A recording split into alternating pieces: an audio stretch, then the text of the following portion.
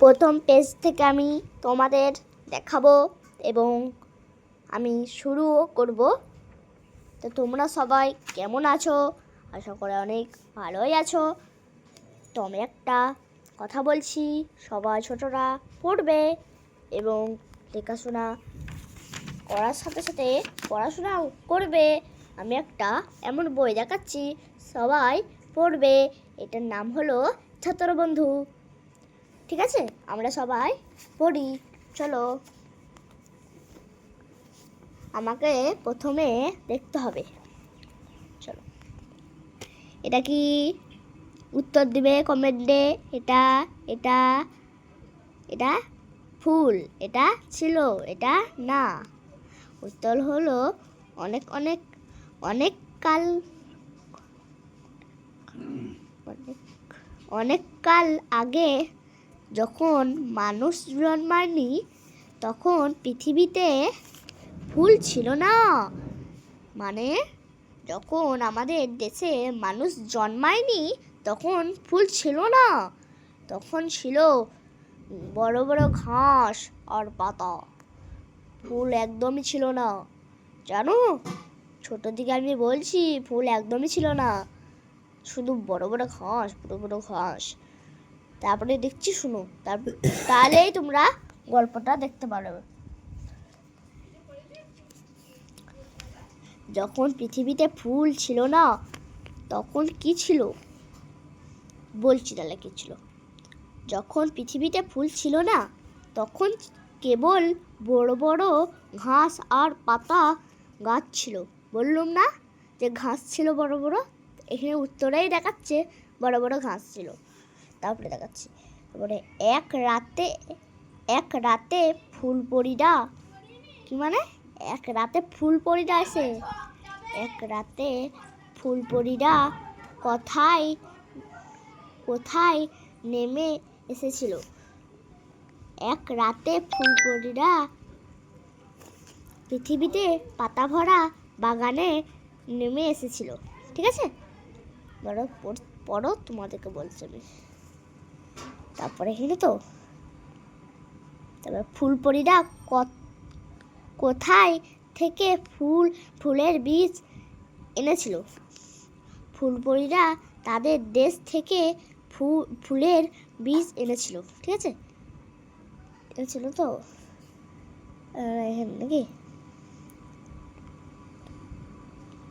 পরে ফুলপরিরা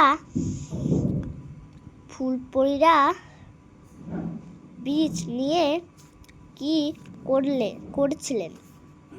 ফুলপরিরা মাঠে মাঠে বনে বনে বীজ ছড়িয়েছিল।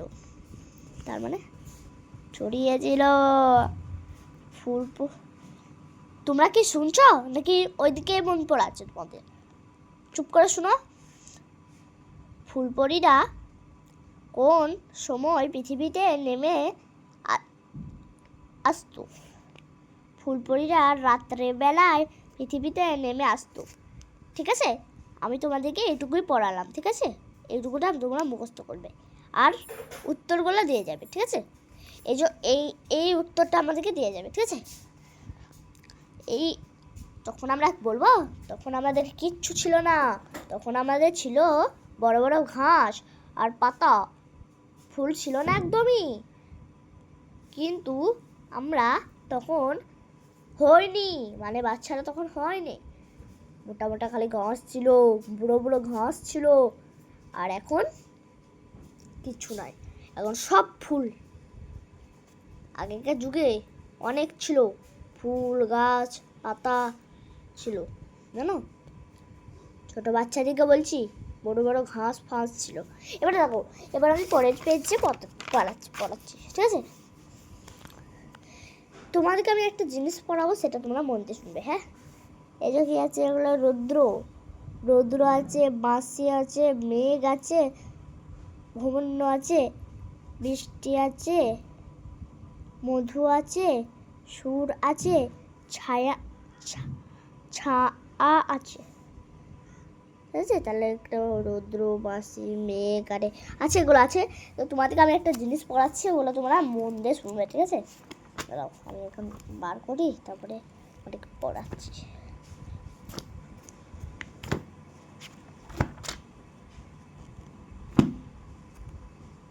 এটাও এখান থেকে পড়ায়, হ্যাঁ।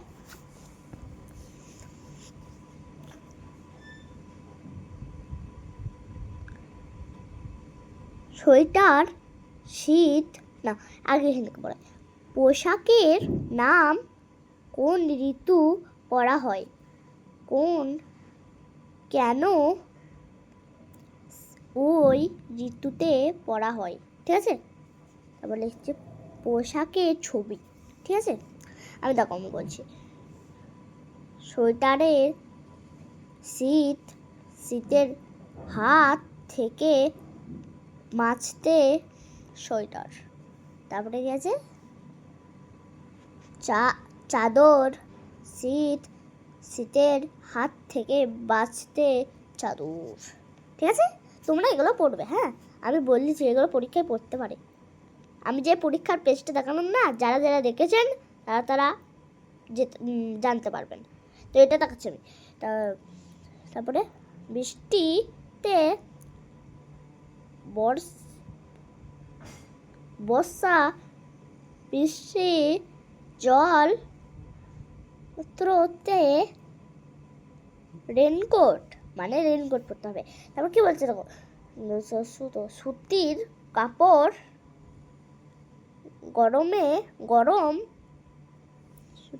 গরম, হালকা হাওয়া গরমের সময় আরামদায়ক হয়। মানে এটা কি দেখাচ্ছে? লুঙ্গি। আমার বাবা, তারপরে আমার দাদু, ওরা সব লুঙ্গি পরে না, তাই দেখাচ্ছে লুঙ্গি। আর এখানে সব ছবিগুলো আছে, দেখুন। ছবিগুলো দেখে তোমরা করে নেবে, ঠিক আছে? ঠিক আছে, ও পরে বেঁচে চলে যায়। আর এই যে আছে, এগুলো কী দিয়ে সোয়েটার তৈরি হয়, দেখো কী দিয়ে সোয়েটার তৈরি হয়, এগুলো দিয়ে তৈরি হয়। ঠিক আছে? এবার আমি অন্য পেজে চলে যাচ্ছি। এবার এই পেজে আছে যে পোশাকের নাম কি দিয়ে তৈরি হয়, কি দিয়ে তৈরি করার জিনিসটা কি ভাবে পাওয়া যায়। ঠিক আছে? আমি বলছি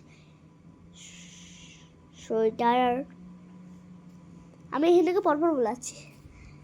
সোয়েটার, চাদর, গামছা, শাড়ি, বংশীটি,